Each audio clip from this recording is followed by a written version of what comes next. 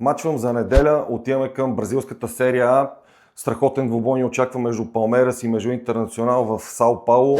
Палмерас е домакин, може да кажем отново първо место, водят доста точки, борбата пак ще е с Фламенго за първото место. Може да кажем, че това е най-добрият домакин към този момент. От друга страна Интернационал в много лоша форма, сами мога да видите каква е формата. Отделно като гост са също на 13-то место някъде по форма, мисля, че ги гледах. Важното, което може да отбележим е, че между тези два отбора Палмерас като домакин от 12 мача има 10 победи, един равен и една загуба. Ние си мислиме, че тук класата е много по-голяма за Палмерас. Домакинския фактор също ще натежи. Просто моментната форма доста са изостават Интернационал и си мислиме, че този мач Палмерас ще го спечели. Втория мач за неделя, който ще ви представим, е от чешката първа лига между шампиона Славия Прага и Пардубице. Може да кажем, шампиона пак тръгна удобно. Виждате два мача, две победи, голова разлика 9-1, не спират да бележат.